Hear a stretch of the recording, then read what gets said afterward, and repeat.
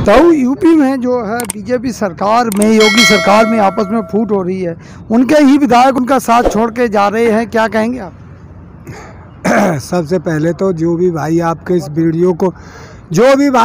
Video को देख रहे हैं, मैं उनको नमस्कार और राम राम करता हूं। देखिए, उनको फूट तो होगी, काम कुछ हुआ नहीं, तानाशाही रही है, किसी की सुनाई नहीं।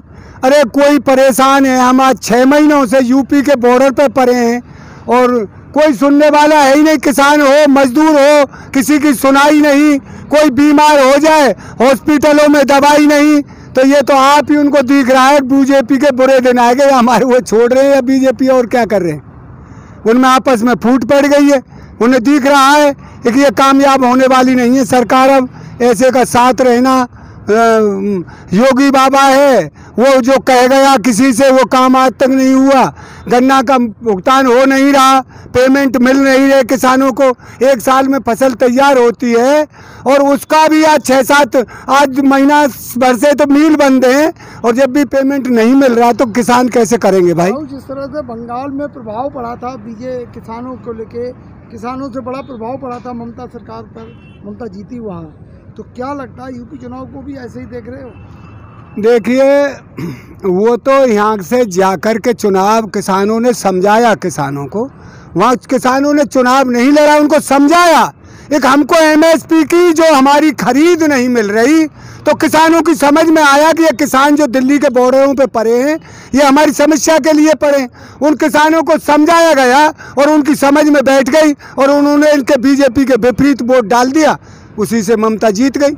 ये हुआ है बंगाल में। तो यहाँ तो हमसे आमने सामने लड़ाई है आज 6 महीने से, ज़्यादा होने जा रहा है, 6.5 महीने हो गए। अब तू देख, कभी पसीना सूखता नहीं यार। इतनी गर्मी में भयंकर में किसान पड़ा है, सर्दी में पड़ा रहा, और तूफान आ जाता है, कभी कुछ आ जाता है, उसको सहन कर रहा है। तो इस पीड़ा को किसान भूल जाएगा, मजदूर भूल जाएगा, जिसको बेचारे को इन्होंने कह दिया कि हम गेहूँ देंगे, चावल देंगे, क्या सूखे खा ले मजदूर उनको? अरे उन्हें तेल भी चाहिए, तेल का दाम देखिए, किसी चीज़ का, दवाई का दाम देखिए, और चीज़ महंगी। और किसान जैसे उगाता है, उत्पादन करता है, उसका कहीं भाव नहीं मिलता। टमाटर फेंक गया, आलू का कोई भाव नहीं मिला।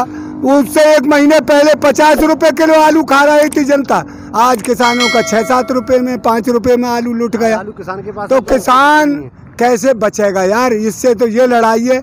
और उत्तर प्रदेश में तो ये बुरी तरह हारेंगे। पहले तो जब उसको कल्याण सिंह थे, मस्जिद गिराई गई, और उसके बाद राजनाथ सिंह को बनाया, 20 MLA जीते। अब तो 0/0 होगा इनका। कई तो ऐसा नहीं देखा, जैसे 2019 का चुनाव आया था, उससे पहले जनता नाखुश थी, चुनाव आते ही खुश हो गई एकदम से। कुछ ऐसा फिर कर दें, ये तो देखिए अब मुमकिन नहीं। अब ये क्या करेंगे? मैंने आज अखबार पढ़ा है, चीन फिर उड़ाने लगा कहिए हेलीकॉप्टर। अरे ये भारत अब अंधा नहीं रहा। अब हर देश का, हर प्रदेश का नागरिक ये जानता है, पूरे भारत का, एक हमारे साथ में धोखा हुआ है, हमारे साथ में ये अन्याय हो गया, जो हम धर्म के नाम पर वोट दे करके आज त्राह हो रहा है पूरे देश में। कोई धीर धराने वाला है नहीं। आप चीन से लड़िए, किसी से लड़िए, कुछ साहस तो करिए। ये 20 आदमी मरवा दिए चीन पे। क्या किया आपने चीन का? जब बंगाल उसका चुनाव था, उसका क्या है बिहार का, उसमें 20 आदमी मरवा दिए। अरे अब चाहे कुछ भी कर ले, ये खूनी जंग खेलिए, कछू करिए। अब हर आदमी को, हम देहात के रहने वाले हैं, शहरों में जो सुविधा है वो देहातों में क्यों नहीं? टैक्स देते हैं, डीजल पर टैक्स, खाद पर टैक्स, दवाई पर टैक्स, हम कपड़ा पहनते हैं उस पर टैक्स, फिर वो सुविधा गांवों में क्यों नहीं? हॉस्पिटल जो छोटे मोटे गांवों में बने, उनमें नर्स नहीं, कोई डॉक्टर नहीं, वहाँ दवाई नहीं उपलब्ध होती। रात में OPD करवाने, वैक्सीन तो गांव में पहुंच रही है, OPD रात में करवाने, OPD का सिस्टम बनाए बहुत से गांवों में। रात में शहरों में जाना पड़ता है, क्यों नहीं खुलवाई OPD? और वैक्सीन 4 साल में पूर्ति ना है। मैं गांव से आया हूँ, एक दिन 135 आदमियों के इंजेक्शन लगे, इंजेक्शन ही नहीं है। क्यों नहीं लगाते घर घर टीका? क्यों नहीं घर घर पहुँचाते डॉक्टर नर्स जो घर घर टीका लगवाएं? जैसे कि उसकी पोलियो की दवाई पिलाई, 4 बूंद सबके लिए पिलाई, छोटे बच्चे के लिए।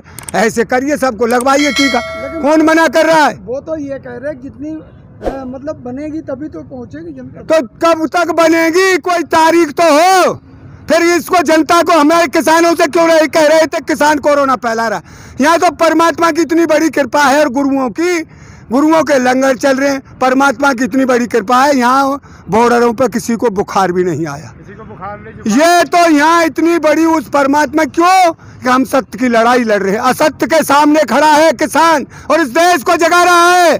जागिए, छोड़िए, धर्म की राजनीति को नहीं डूब जाओगे।